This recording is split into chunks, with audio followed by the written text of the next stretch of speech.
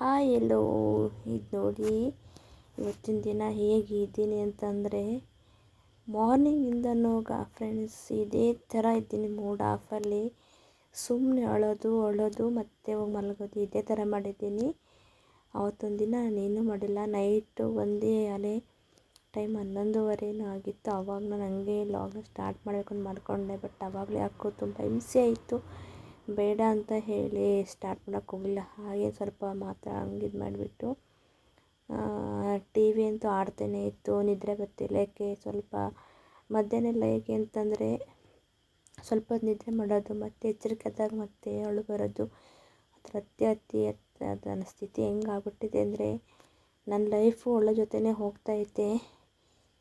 ಹೇಗೆ ಅಂತಲೂ ಗೊತ್ತಿಲ್ಲ. ತುಂಬ ಬೇಜಾರು, ತುಂಬ ನೋವು. ಏನೆಲ್ಲ ನೆನ್ಪು ಮಾಡ್ಕೊಳ್ಳೋದು, ಅಳ್ತಾ ಕೂತ್ಕೊಳ್ಳೋದು.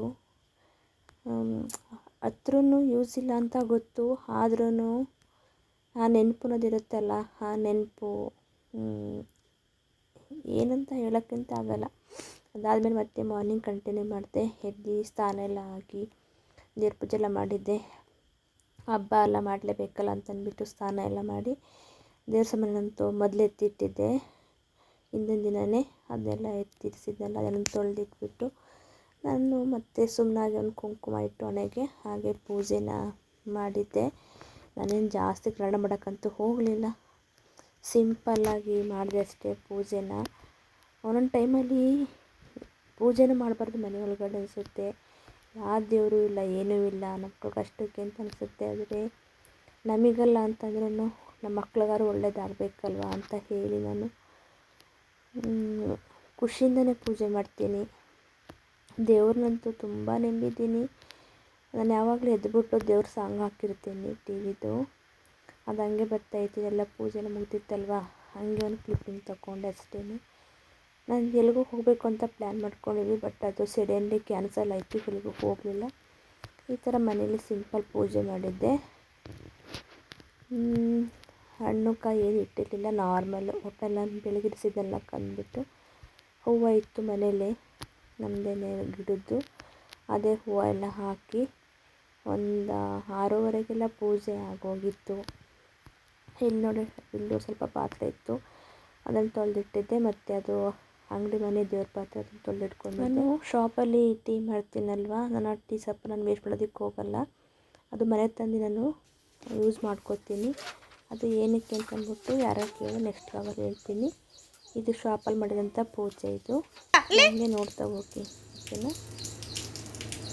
ಬೈ ಕಡೆ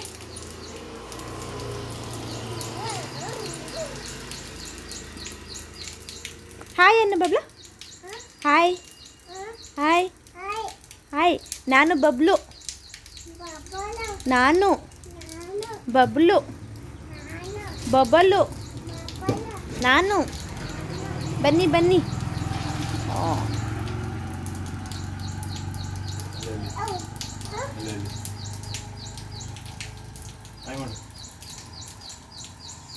ಯಾರವ ನೀನು?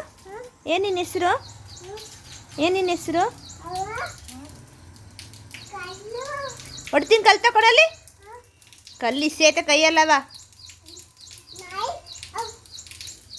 ಏನು ಬರ್ತೈತಲ್ಲಿ? ಏನು ಬರ್ತೈತೆ? ನಾಯಿ. ಏಟನು?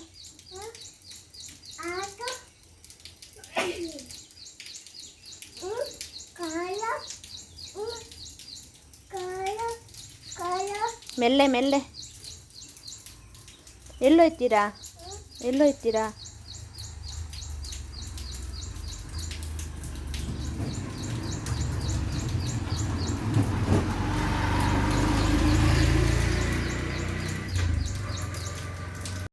ಇನ್ನು ಇದಾದಮೇಲೆ ನಾನು ನೆಕ್ಸ್ಟ್ ಡೇನೇ ಲಾಗ್ನ ಕಂಟಿನ್ಯೂ ಮಾಡಿ ಮತ್ತೆ ಕಂಟಿನ್ಯೂ ಮಾಡೋಕ್ಕೆ ಹೋಗಿರಲಿಲ್ಲ. ಇದು ಬಂದ್ಬಿಟ್ಟು ಗಣೇಶ ಹಬ್ಬದಲಾಗಿದ್ದು. ಗಣೇಶನ ಕೂರಿಸ್ತಿದ್ರಲ್ಲ, ಅಂದರೆ ನಾನು ಏನು ಶಾಪ್ ಮಾಡಿದ್ದೀನಿ ಅಲ್ಲಿ ಗಣೇಶನ ಕೂರಿಸ್ತಿದ್ರು. ಈ ವರ್ಷ ಪೆಂಡಲ್ದೆಲ್ಲ ಇದೆಲ್ಲ ಹೊಸ್ದಾಗಿ ಮಾಡಿರೋಂಥದ್ದು.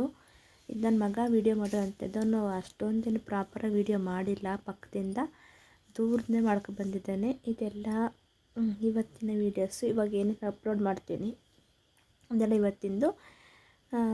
ಚೆನ್ನಾಗಿತ್ತು ಗಣಪತಿ, ಬಟ್ ಭಕ್ತಿನ ತೆಗಿಬೇಕಂತ ಭಕ್ತಿನ ತೆಗ್ದಿಲ್ಲ. ನಾನು ನೆಕ್ಸ್ಟ್ ಬರೋಂಥ ಕಮ್ಮಿಂಗ್ಸ್ ವ್ಲಾಗಲ್ಲಿ ಏನಾಗ್ತೀನಿ ಅಂತಂದರೆ ಸ್ವಲ್ಪ ನಮ್ಮ ಕಡೆ ಎಲ್ಲ ಡ್ಯಾನ್ಸ್ ಹೇಗಿರುತ್ತೆ ಮತ್ತು ಅದೊಂದು ಮತ್ತು ಪ್ರೋಗ್ರಾಮ್ ಹಾಕ್ತೀನಿ. ಇದು ಬಂದ್ಬಿಟ್ಟು ನಮ್ಮ ಊರಿನ ಸರ್ಕಲಲ್ಲಿ ಕೂರಿಸಿರೋಂಥ ಒಂದು ಗಣಪತಿ. ಇದು ಸಹ ಅಷ್ಟೇ, ಅದು ಅಲ್ಲಿಗೆ ಹೋಗಿದ್ದೆ, ಸಂಜೆಯಲ್ಲಿ ಹೋಗಿದ್ದಾಗ ಹಂಗೆ ಒಂದು ಕ್ಲಿಪ್ಪಿಂಗ್ಸ್ ತಗೊಬಂದೆ ನಾನು. ಅಲ್ಲಿ ನಾನು ಸುಮಾರು ನಿಂತ್ಕೊಂಡೆ, ಬಟ್ ಅವರು ಸೈಡಿಗೆ ಬಿಡ್ತಿರಲಿಲ್ಲ. ಹಾಗೆ ಪರವಾಗಿಲ್ಲ ಅಂತ ಅಂದ್ಬಿಟ್ಟು ಇಟ್ಸ್ ಓಕೆ, ನೋ ಪ್ರಾಬ್ಲಮ್ ಅಂತ ಹೇಳಿ ಹಾಗೆ ನಾನು ಕ್ಲಿಪ್ಪಿಂಗ್ಸ್ ತಗೊಂಡು ಬಂದೆ. ಇದು ಹೇಗಿದೆ ನೋಡಿ ಅಂದ್ಬಿಟ್ಟು ನಿಮ್ಗೆ ಎರಡು ಗಣಪತಿಲಿ ಯಾವುದು ಇಷ್ಟ ಇದೆ ಅಂತ ಮತ್ತೆ ತಿಳಿಸಿ.